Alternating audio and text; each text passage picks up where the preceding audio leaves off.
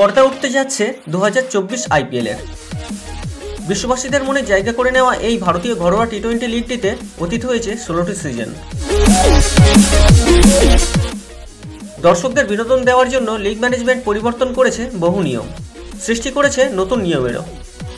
2024 IPL শুরুর আগে খেলার প্রতি সমর্থকদের বেশি আকর্ষিত করার জন্য পরিবর্তন করা হলো মোট 4টি নিয়মের, যেগুলি আন্তর্জাতিক ক্রিকেট এবং প্রথম শ্রেণীর ক্রিকেটে আইসিসির দ্বারা সৃষ্টি নিয়মের থেকে সম্পূর্ণ আলাদা।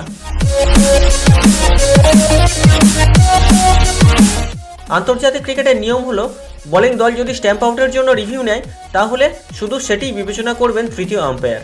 এক্ষেত্রে বল উইকেট রক্ষকের দস্তানায় যাওয়ার আগে ব্যাটে লেগেছে কিনা তা খতিয়ে দেখা হয় না, তার জন্য আলাদা করে রিভিউ নিতে হয়।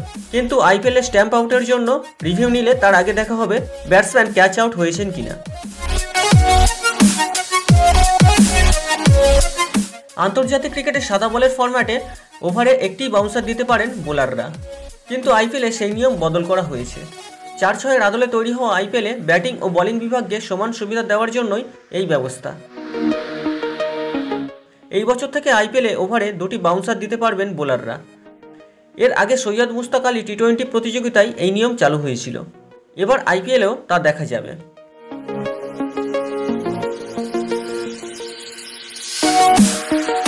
আন্তর্জাতিক ক্রিকেটে স্টপ ক্লক নিয়ম রয়েছে।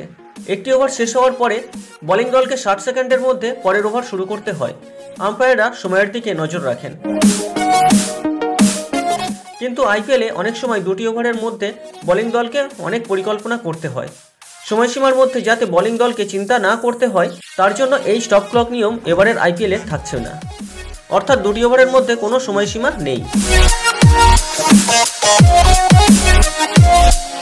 এবার থেকে আইপিএলে রিভিউ নিলে যাতে দ্রুত তা দেখা যায় তার জন্য স্মার্ট রিপ্লে সিস্টেম চালু করা হয়েছে।